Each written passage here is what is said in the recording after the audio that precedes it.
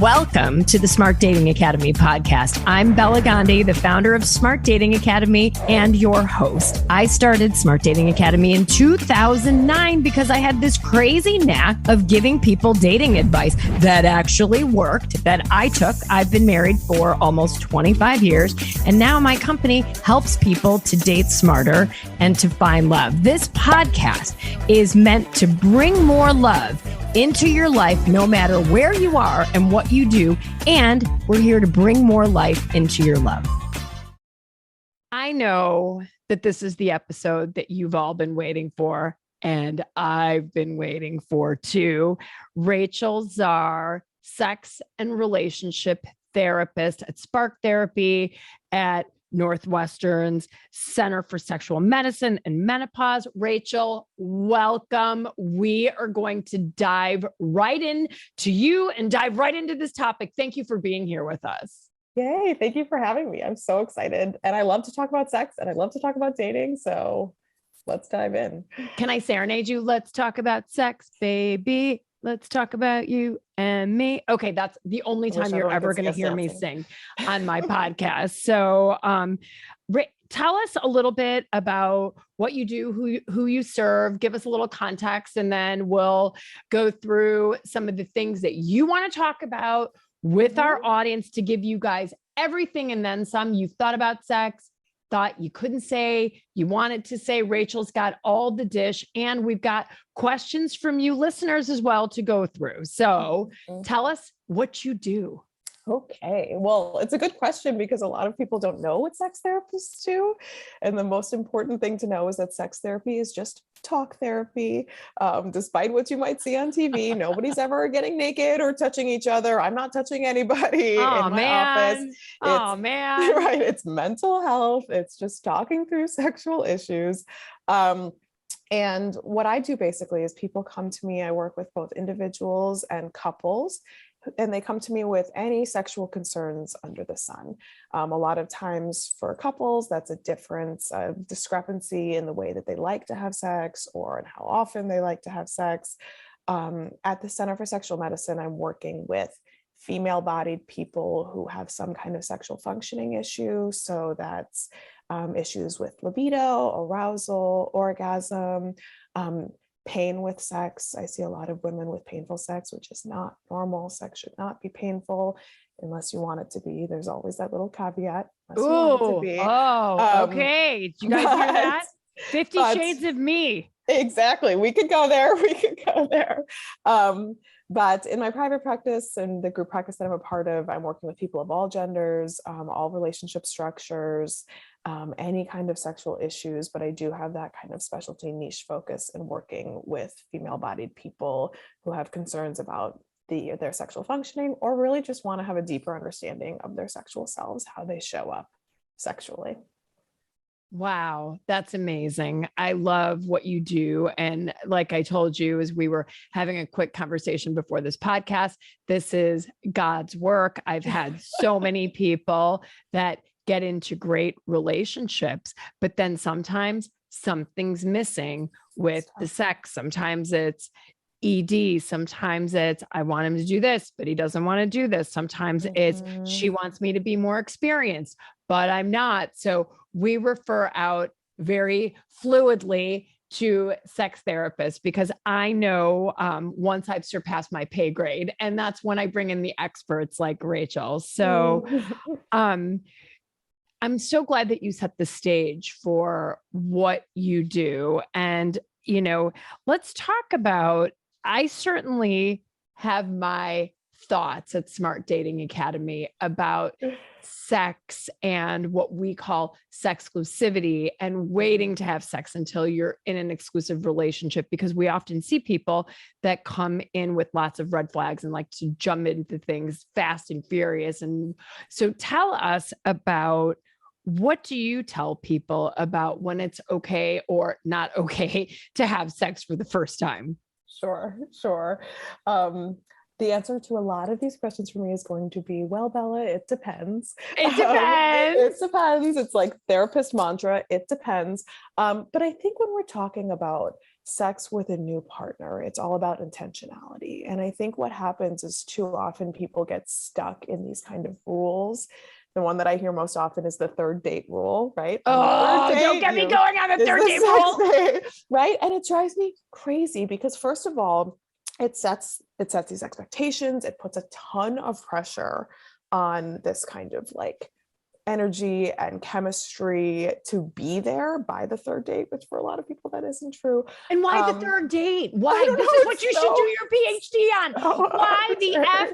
Who was the dude that created the 3-day rule? Just decided. But this is where, I mean, this is human nature. We like rules. We like structure. We like to know what the game is that we're playing.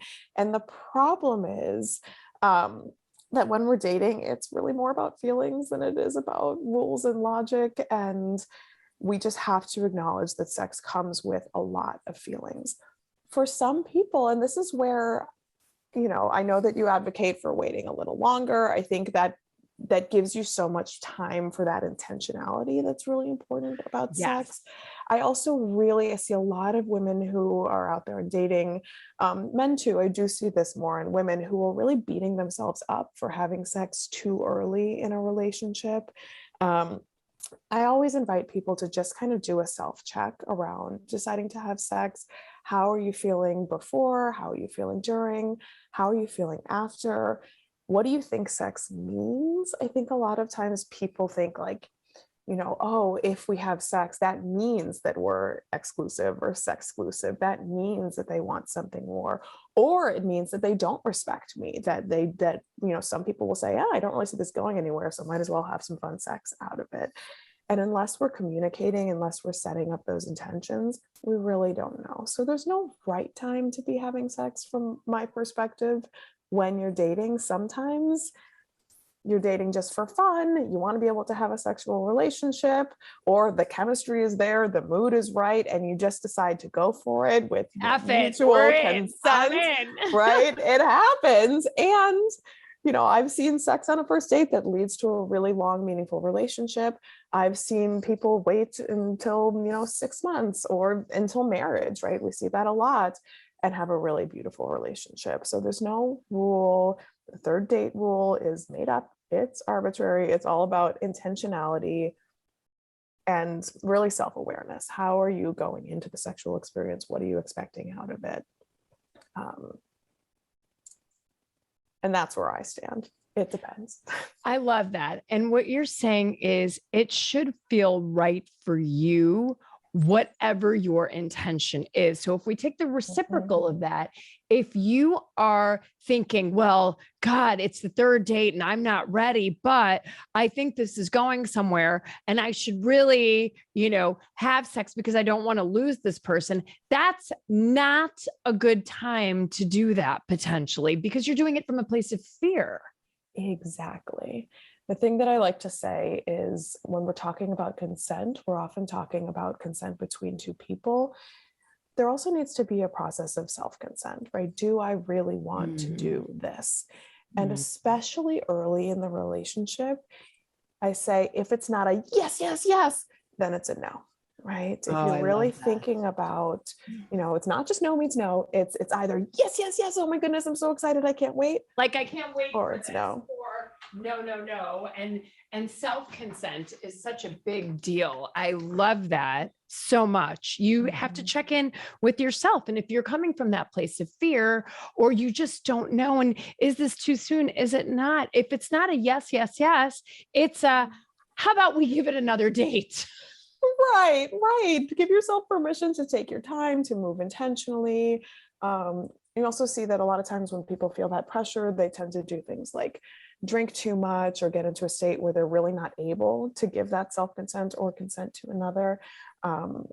So just be aware of that. If you're feeling a lot of anxiety, if it doesn't feel right to you, then it's not. And any partner, and this is actually a really good opportunity to check this out, any partner that's not respectful of your sexual boundaries is not going to be a good partner for you long term. That's really kind of foundational to having a good sexual relationship is respect for each other's boundaries and able to communicate. That is such a great point. One of the things that we get, and now understand too, when people come to us with the intentionality is, I want to find the lid to my pot. I want to find a committed, exclusive relationship that's going to go the distance. And to your point, we advocate for 3 months, right? Like 15 to 20 dates. And why? Not for any arbitrary reason, not for game playing, right? It's really to develop the to develop the emotional intimacy, to make sure I'm kicking the tires, I'm taking the car for a test drive in the snow and in the rain and all of the conditions, right? Before I oxytocin bond to this person. So that's usually, so if you're from Smart Dating Academy and you're one of our clients and you're listening to this, right? I'm not going to start advocating for a 3-date rule, but you know, the rationale as to why we say slow things down, because a lot of times our clients will come to us having chronically been attracted to people that aren't good lids to their pot, aren't good partners for them. Maybe they're emotionally avoidant, maybe they're narcissistic, they're non-committal, whatever it is. And it takes a while to start to suss that stuff out. And I say, get to know people under a variety of contexts, because sometimes it's like in the beginning, you're dating somebody's representative. You're not dating the real person. And in 3 dates, again, I'm not going to say judgment, but these are the conversations I have with my clients. Like, okay, if you're going to spend 2 hours per date with someone, and that's a collective of 6 hours over 3 dates, basic multiplication, it's not even a freaking legit work day, which is 8 hours. So let's kind of put a little bit of rationale to this. So unless you have self-consented, unless it's a yes, yes, yes, ladies and gentlemen, it's a no. And the right person, and this is the biggest point that I just love about what you said, is people need to respect your boundaries. And what I can tell you is when people, you know, I know, you know, our philosophies and everybody's like, oh my God, 15, 20 dates. But I will tell you, a person that wants to be with you will respect those boundaries. They will move mountains to be with you. So if you say, I want to be in a committed, exclusive relationship where I can call you my boyfriend, if this dude is legit and he wants to be with you, guess what? He'll be like, game on, sister. That's fine. So just to set the stage around all of this, it's you, it's the other person, and the right person will, like Rachel's saying, respect exactly what you want. And if they won't, then you have to ask yourself, would this be a good partner for me long-term? Sure. And I think what's so, just to add the other side of that coin, if we're talking here about women who are dating men are hearing men are feeling that same pressure that women are around, ooh, I've got to like, real men want to have sex right away and all of this stuff. And I swear I hear it more from men than I do from women, this idea of like, I do think I need to wait, or I'm feeling really anxious about sex, but what's she going to think of me if I don't want to have sex right away, right? We're all caught up in these same narratives. And if you're not feeling comfortable with it, there are other people out there that are not feeling comfortable with it too. And it's why it's so important to have, it's what I love about what you do, Bella, that it's all about kind of like, let's look at our patterns here. What is working for you? What is not working for you?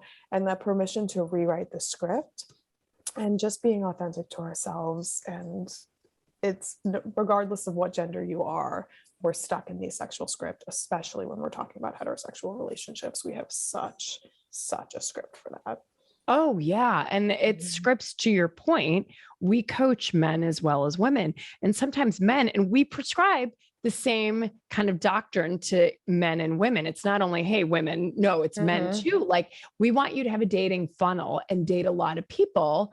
And so that you are objective through the process when you're dating consciously, right? And men will often say, my God, these women are like, let's just have sex in my car. It's like the second date or the third date. And they feel the pressure of that. Like, hey, coach, you're telling me not to do this. But these women, like, they're like, oh my God, high school me is kind of like, oh my God, this is amazing. But like adult male me is like, wait a second, I don't want to, like, I had a client named Dan who's like, it's easy for me to do that. Like, I could sleep with you, but it's good.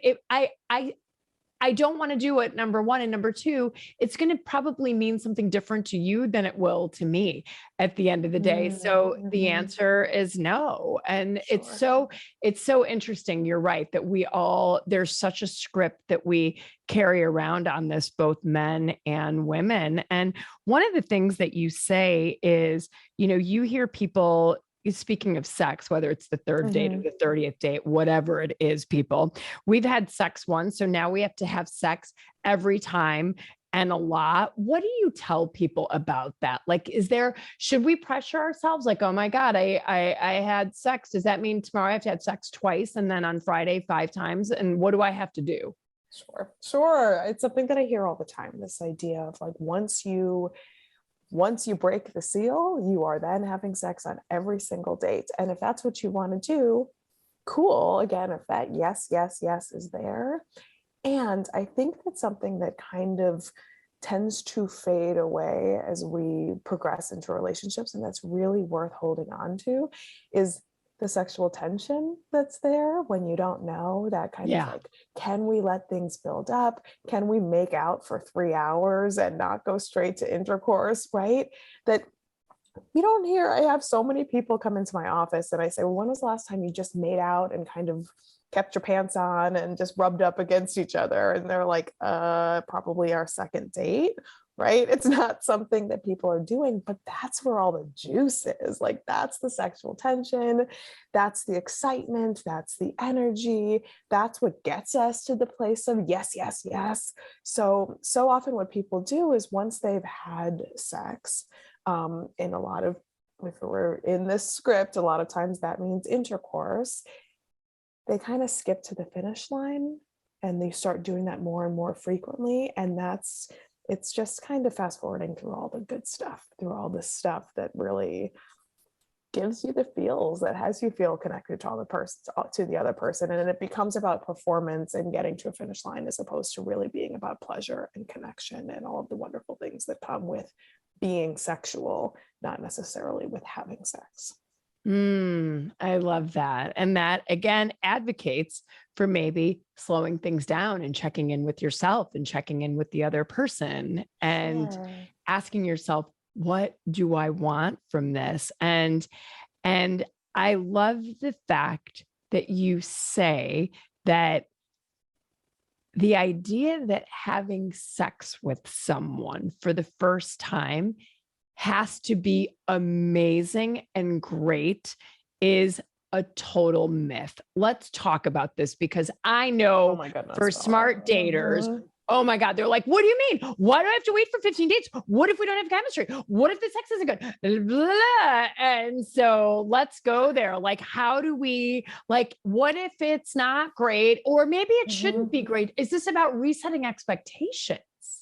I think it really is. I think it really, really is, because, and let's put blame where blame is due. We see it in the movies. We see it. I mean, it's always that kind of like first date, you just fall into bed together and everyone knows exactly what to do with their hands. And everyone's just having orgasm after orgasm and at the same time. And it's just, if it's right, we're going to have this amazing sexual chemistry. And it's just not realistic. Bullshit. Right, exactly. It's bullshit. It's not how people work. It's not how relationships work. And I sometimes encourage people, especially early on in a relationship, especially if it feels like, oh, we just can't get over that hump, just have bad sex, have clunky, figure it out, laugh about it, right? Don't make it such a big deal. Don't assign so much meaning to that first sexual experience, because the truth is, when we think about what actually makes sex good, it's all about learning someone else's body, right? Learning the ins and outs of what feels good for them. And anyone who says something like, well, I'm really good at, I know exactly how to make women orgasm, or I know exactly how to make men orgasm. It's like, all you know is what made your last partner orgasm. You don't know anything about this partner. You don't know what feels good to them, especially all that, the juicy, touchy-feely, not just straight to the orgasm stuff. And it's figuring out, how does my body work with this person? How do we communicate about this? It's building up all of that, as to your point, Bella, building up all of that emotional connection, all of that deeper stare into each other's eyes stuff that takes time. And what we have to remember is that the first time having sex with someone, regardless of how long you've been dating or how well you know them, is really vulnerable. You're exposing yourself literally and figuratively to this person for the first time. You're letting them in, sometimes quite literally, to your literally, body. figuratively, right, exactly. Depending on the kind of sex you're having, metaphorically. sometimes you're really letting someone into your body, and that's really, really vulnerable. We just have to kind of lighten the expectation here, allow ourselves to do that kind of like, well, my right hand is falling asleep, so like, let's pause, let's roll over, let's refigure it out. Do you actually like this? Is that feeling good for you? Was that an orgasm? Right? Figure it out. Allow yourself the freedom to develop a sexual connection as you develop your relationship. I mean, and that's so great. I love that. Have clunky sex, have bad sex, and be with someone who you can communicate about that with and laugh about it with. I mean, I read so long ago, like for women, like their biggest sexual organ is their brain, right? Yes. It's true for men too. Yes, it really, really is. And when we think about what sex is at its core, it's adult play. It's like the one time as adults that we can just let our imagination run totally wild. We can be silly, we can be goofy, we can be serious, we can have a persona. And the only point, unless of course you're trying to conceive or something like that, the only point of sex is pleasure. That's it. That is the reason we do it, pleasure and connection. But it's play, it's play, play, play. So we need to treat it that way. And I think sex often feels so heavy. And a lot of the work that I do with clients is just kind of making it not such serious business. We're just playing, we're exploring, get creative, get curious about the person that you're with, and the rest will fall into place. Absolutely. And get curious about yourself and your own body. Mm-hmm. And if you don't know yourself, how can you best guide someone else? So talk about this, because there is so much stigma, thank God, that's starting to wane at this point around self-pleasure, masturbation. So much of it, especially for women, religion, there's so much shame that's been put around it, right? And so now we're in 2022. So whether you're 22 years old or listening to this, or you're 72 years old listening to this, it's okay to do this. It's okay to do this, and it's never too late to do this. That if you're 70 years old and you've never taken a look at your vulva, now is the time. Right? She's down there, and she is interesting, and she is unique, and she can feel pleasure. It's just about giving yourself permission, again, that curiosity. And I think that we generally put a lot of pressure on partners to be mind readers, to know exactly what to do with our bodies. And then, I say to people all the time, well, what do you like sexually? Like, what actually does feel good to you in your body? And a lot of the time people look at me and they say, oh, well, I don't know. Shouldn't they know that? Like, shouldn't they've been with, other vulvas? I've never done, it's like, no, you live with your vulva every moment, right? It's like, she's there, like right now, always attached to you.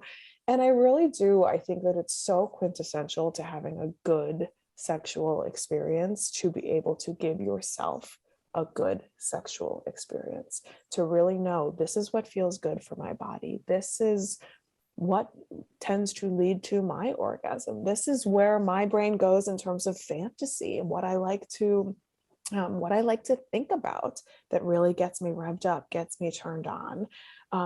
It sets us up to be able to explain that to a partner, first of all, or show it to a partner with confidence, with some kind of actual understanding, instead of just waiting for a partner to read our minds and figure it out. when often there's nothing that's even going on in our minds that they'd be able to read, because we're going, well, I don't know either. Like, I guess just poke around and see what feels good. That never works. That doesn't work. So get to know thyself. Yes, get to know thyself. And if for people who do have a religious restriction around masturbation or something like that, you can do that work with a partner. You could have a partner be there. One thing that I really recommend for people is to masturbate in front of a partner if you feel comfortable with it. It's a really, really great opportunity for your partner to see, okay, what do they do when they just want to get off, right? It saves you from having to put words to it. You can just show someone what you do, and it's very, very intimate. It's very vulnerable, but it's a really good way to just kind of, hey, here's what it takes, here's what it looks like. And most people would be excited to be able to witness something that's that personal. Right. It's like, here's the owner's manual. Right, Here's the video. exactly. Here's the owner's manual. Here, Yeah. if we want to just get to it, this is what works best, right? And Yes. who wouldn't want the standard operating procedures for their partner? I mean, of course, it's about creativity and role playing and play. And I love how you make that, such a focus of this, but really knowing yourself and being comfortable with yourself will help you to have better sex with anybody, because then you can be like, oh, hey, it's like knowing your kitchen, right? It's like, oh, that's the bad cabinet. Don't put the heavy stuff in there. Actually put it over here, right? And where all the little nooks and crannies are. And if you know that in your own body as well, you're going to connect with someone else better. Ultimately, it's to your own benefit. Right. And I think it is our responsibility as sexual humans to take responsibility for our own pleasure, to advocate for ourselves, to ask for what we want and need.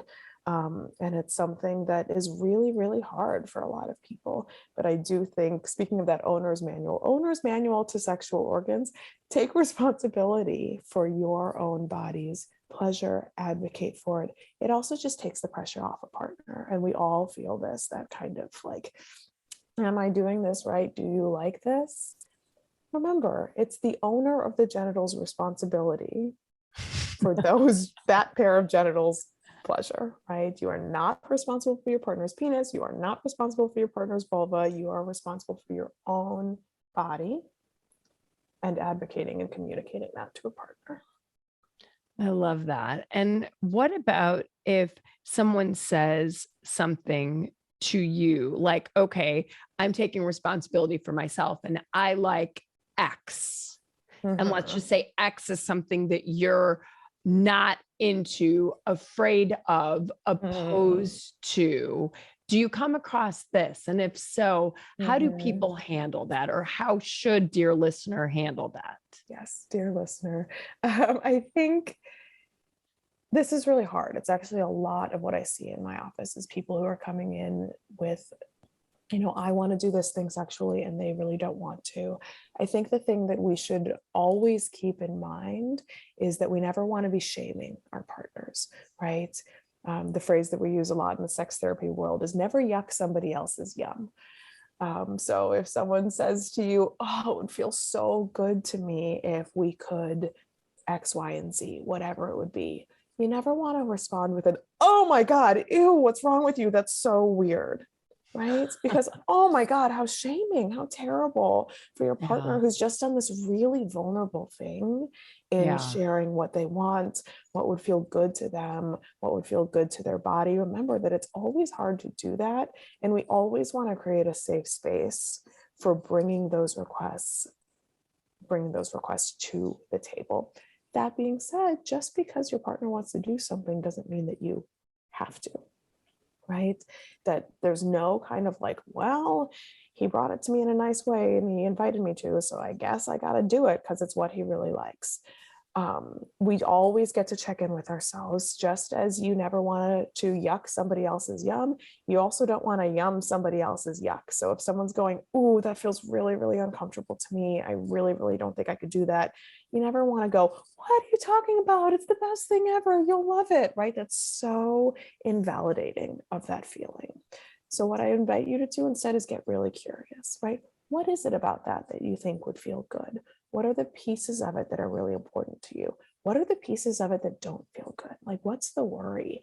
The example that I'll use, because it comes up a lot, is anal sex, right? A lot of times when it comes right down to it and you ask, what is it about anal sex that you're looking for? Well, I really, I've played with anal stimulation on my own and I really like this sensation. And then it's kind of like, okay, what can we use? Can you do some of what you do on your own and I can be present for it? What's your worry about anal sex, right? I'm worried it will hurt. Okay, can we do some research on that and figure it out? Can we test first with something small, right? Start with your pinky and move on up. I'm worried that there's going to be poop that's going to come out, right? Okay, what can we do to get out ahead of that? When are we going to shower, right? Really have a conversation about what is it that's bringing up that yuck feeling? What is it that's bringing up that yum feeling, right? Get at the why, and then you'll be able to have a really non-shaming conversation about what you want to try and where you want to negotiate. There's certainly nothing wrong with choosing to have a sexual experience with someone when it's their thing and not yours, right? I'm doing this as a gift to you. If you can show up as kind of I love doing this for you and it brings me joy to see your joy, great. If it's making you feel that ick, if it's making you feel like any kind of that disgust feeling, or if it's making you feel used or uncomfortable, right, then that's not in that yes, yes, yes category. And we really want to make sure that we're not coercing our partners to do something. And most partners really don't want their partner to show up to something that they're really not comfortable with. So it's always better to voice that if you don't want to do something. But again, it's all about non-shaming. Never ever shame your partner for what they want or what they don't want, but just getting really, really curious. And this, again, dear listener, comes down to everything that we're talking about in some way, shape, or form has one common element, and that's knowing yourself and being able to communicate in a healthy way, just like you would, if you were negotiating paint colors for your bedroom. Like ultimately, and I don't mean to make light of this, but if you think about it really in its simplest terms, it's, I like this, you like that, or I don't like this and you like that. How do we meet in the middle? Why do you like this color? Why don't I? Okay, maybe we can have a lampshade in that color, right? And it's so much about your comfort with yourself and what you want, and your comfort that this human will hear you and respect you and not shame you. Exactly. It's all about creating that environment where it's safe to say yes, safe to say no. And I love that paint color analogy. I talk about food a lot, right? Like, how do you decide where you're gonna have dinner when you disagree about where you're gonna have dinner? You're not arguing about who's right and what's objectively better. You're talking about, okay, well, we did have a lot of pizza last week, so what if we went there and maybe I'll order something else, right? You have a conversation, you negotiate, you talk about it. And Rachel, as people get older and we've, maybe been around the block a few times, or maybe it's not even age related, it's, we get the gift that sometimes keeps on giving and never goes away, the STIs. And I know that, the data show that the majority of people have something, or lots and lots of people have them. And so what is your advice to people about talking about, hey, I've got this? When do you do it and how do you do it? Oh, it's such a tricky topic, and it's something that I feel so passionate about, is starting to reduce this stigma about STIs. And I think it starts with the language that we're using around STIs. A lot of times people will say, like, I want to make sure my partner's clean. And it's like, oh, so if they have an STI, they're dirty. Like, think about what that does. It puts us in a situation where there's so much shame around bringing up the idea of an STI to a partner that people are less likely to disclose because it's not actually a safe place to do that. We know that, to your point, there like 2/3 of the population have HSV1, which is the oral herpes, which can be transferred genitally. About 15% of people have HSV2. Nearly everyone who's sexually active will have HPV at some point in their lives. I mean, we just have to accept that there is some inherent risk of contracting an STI when we're being sexual. This is the thing I actually love comparing it to, because we all have such an acute experience with this now, is COVID, right? When we were going around with our masks staying 6 feet apart from everyone, we were assuming that every single person had COVID, even if they were asymptomatic. And for most of us, that didn't mean that we were locking ourselves in a room and never leaving. We were just being really, really careful and taking precautions about, okay, I'm going to wear a mask when I'm around these people. I'm going to talk to people about what their boundaries are around COVID. Who else are you seeing, right? Are you wearing a mask with those people, right? These are the same kind of conversations. If you do have an STI that you need to disclose to someone, which I recommend doing fully clothed. Before the moment. Right, before the moment. There's already enough tension in that moment. You never want to drop a bomb on someone in an environment where they're having to react right away. And just remember that the way that you talk about it, most likely your partner will model what you're putting out. So if you put it out there in a way that's, oh my goodness, I have to tell you something and it's so, so awful and you're probably going to hate me and you're going to want to break up with me and I can't believe it. Remember, this is not uncommon. The likelihood that your partner also has an STI is pretty high, even if they don't know it. So what you want to do is you want to say, hey, here's what it is. I have HSV2, it's herpes. I had one outbreak when I was 17 and I haven't had an outbreak since. I take daily Valtrex to make sure that that I'm not having outbreaks, that it's well managed. I think that we should use a condom, a barrier method, if we're going to be sexual. How does that sound to you? Do you have any questions, right? It's just matter of fact, it is what it is. Recognize that that stigma is out there. People may have a big reaction at first. They may need to take a beat, come down from it, do some Googling on their own. And remember that it doesn't have to be a death sentence to a relationship. It doesn't have to be a death sentence to being sexually active. Everyone has to do their own risk reward analysis when they're deciding to be sexual with someone, just as we were deciding whether to let someone into our COVID pod, right? Same kind of thing. So just, again, never, never, never do you want to shame someone that you're, especially when you're entering into such an intimate relationship with them. Absolutely. And you never also want to shame yourself. Yes. Right? Yes. I see so much of that. People feeling like they're broken or they've done something wrong. And again, it's so, so common. It's the cost of doing business. And the medicine that we have around it is good. A lot of these things, you can manage most of these things. A lot of STIs are treatable, right? You can treat them right away and then you never see them again. But even for these STIs that don't go away, you can live with them. You can manage them. You can have a full and beautiful sex life. We got to kill the stigma.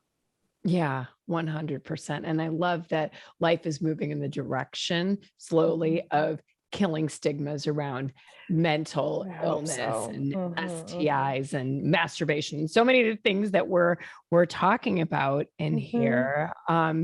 Let's hop to some of the hot questions from our listeners. And you guys, if you don't know this by now, you probably are like, geez, these chicks are going there. So we're going there. And you guys have asked the questions. So it's really interesting how many questions I have about female genitalia and grooming and what do men like and what do men expect. So what do you think? Give us the goods, Rachel Zar. Bella, whenever I hear a question like this, and it's kind of surprising to me how many questions we did get about this.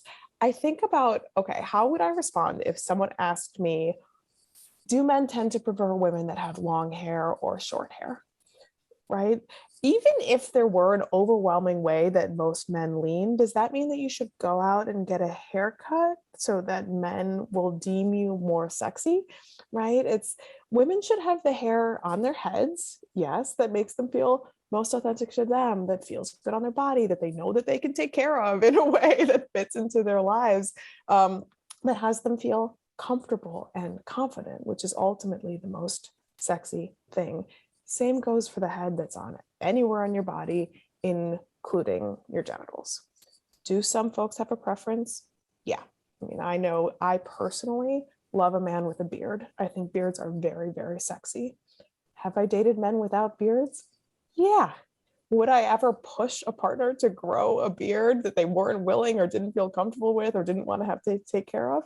No, it's their face, it's their choice. I think the same goes for pubic hair, right? If you really have no preference about what you're doing with your own pubic hair, which some people do, you can ask, right? Some people will have a preference one way or another. If you're asking, make sure that you're prepared to hear the answer, that you're not going to get offended if someone tells you that they prefer something that's not what you're doing. A lot of people don't have a preference about their partner's pubic hair. It's also important to remember that there is a biological reason that we have pubic hair. It's there to help protect our vulva, protects from bacteria.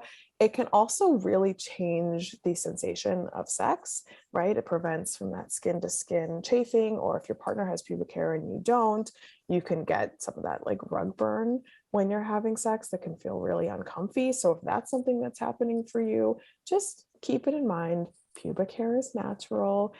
So if you want it, go for it. If you don't want it, get rid of it.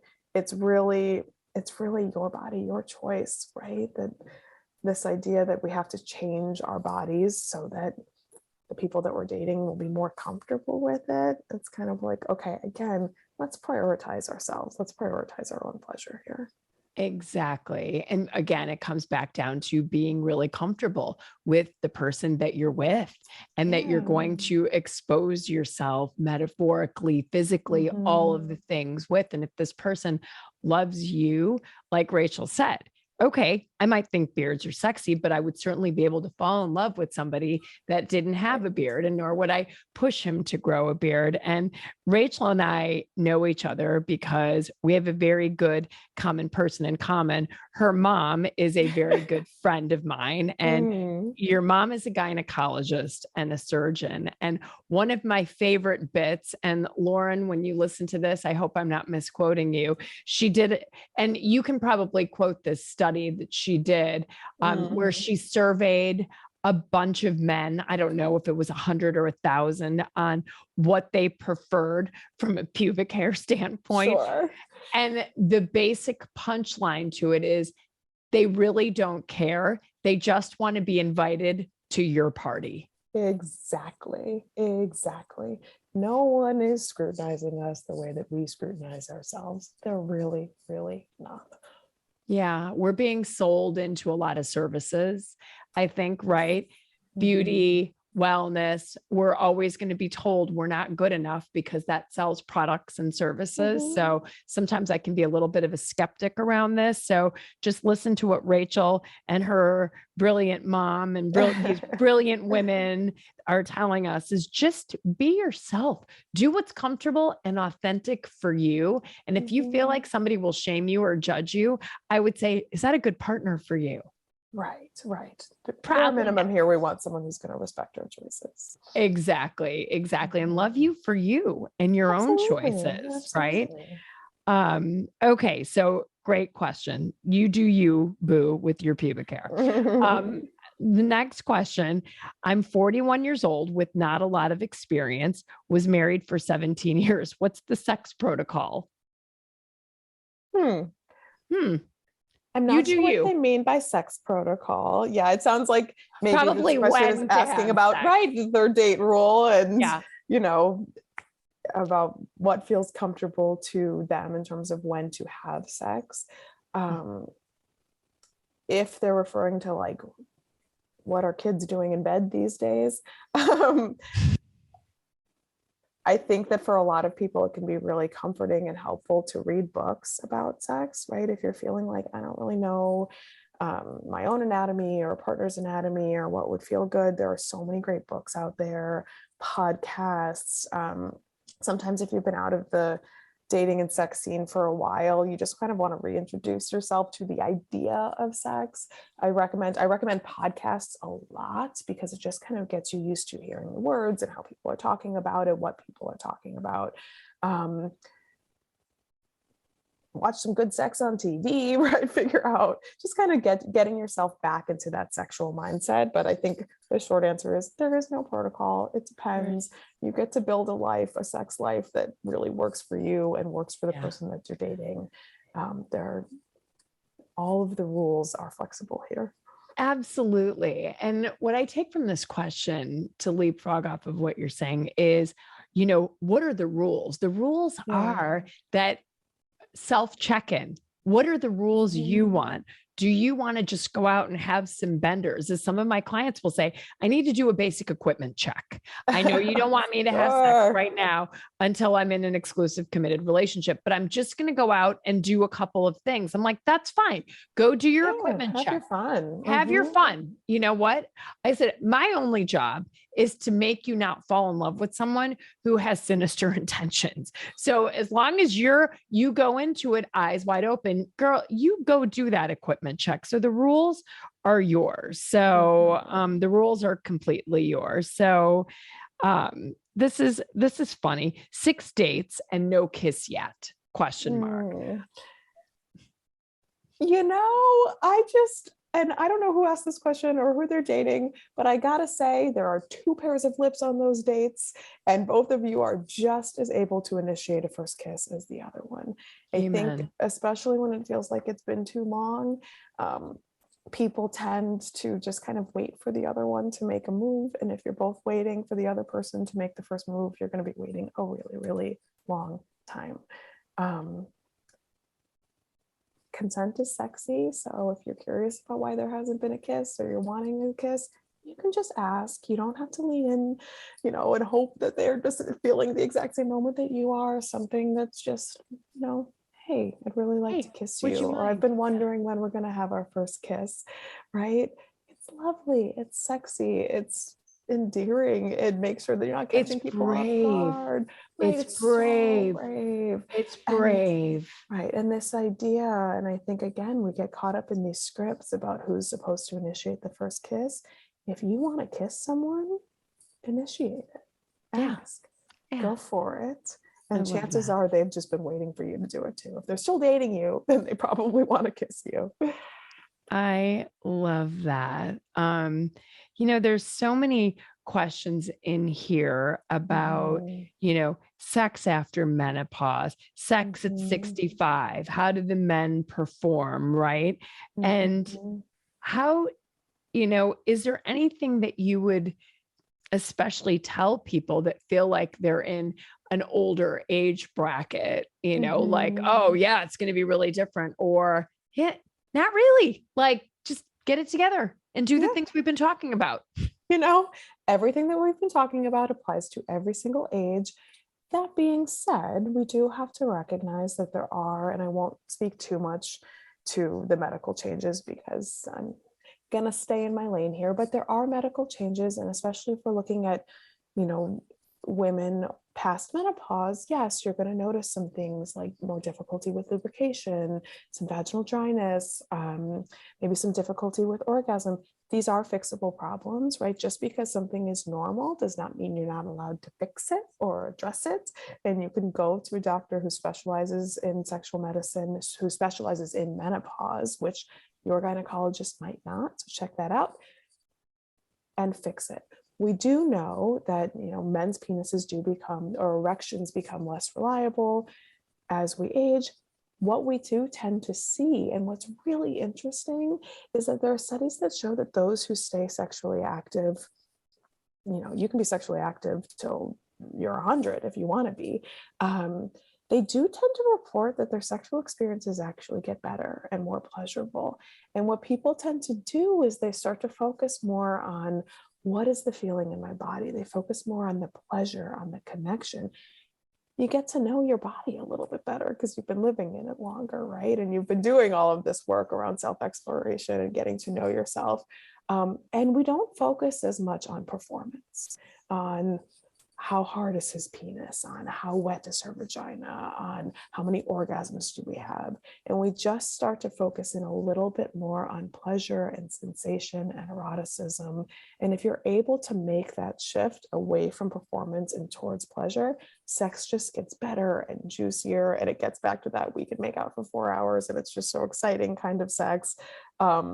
So if you want to be sexual, it does not matter how old you are, you can be sexual. And yeah, your body's going to change. And again, there are lots of things that you can do about that, to make sure that, again, we don't want sex to hurt. So sex is painful, you especially want to see a doctor about that. But yeah, there is no limit to when and at what age we can be sexual.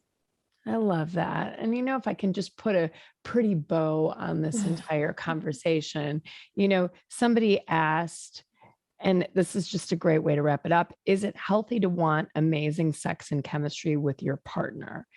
And I would say, hell yes. Oh, yes. Hell yes to that. Yes, absolutely. Absolutely. And I think that we've talked so much about how to do that. And I think what I want you, dear listener, to do is unwind all of the crap that we're being fed, like Rachel said, through Hollywood and what we think things should be like. And, oh my God, it's perfect. And everyone orgasms 100 times per night and like at the same time. And it's always perfect. And sex should be perfect. It's throw all of that out of the window. Have the clunky sex, communicate, be with someone who feels like they are safe to you. Be with someone that you can talk to and laugh with. I would say, if you don't feel that way about this person, why would you do this in the first place? Right? And even if you're doing an equipment check and you're like, I just want to get laid, find someone that seems fun and is a good listener and is interested in you and you can laugh with. Okay. Right. If your mechanic is hot and flirts with you all the time, you're like, I just want to go have a bender with my mechanic. Well, he should be nice. Yes. Right. Right. Just because we're having sex outside of a relationship context doesn't mean that we still don't deserve all of these things that we're talking about. Focus on your own pleasure, asking for what you want, connection, play, right? This is the recipe for a good sexual experience in and out of a relationship. Absolutely. And so it is healthy and normal to want amazing chemistry and amazing sex, all of you listening. And so I hope you have had the amazing goosebumps I have had through this entire episode. Rachel Zar, thank you for your brilliance and for bringing common sense to something that's so incredibly emotional. I'm sure you, listener, are breathing a little bit of a sigh of relief and taking the pressure off of yourself and taking the steering wheel of your own body into your own hands. And maybe you're kind of excited about what you're going to do this weekend and get to know your own body, whatever that is. Weekend plan set. Weekend plan set. So thank you so much again for being here. You're amazing. Of course. Thank you so much, Bella. So much fun as always.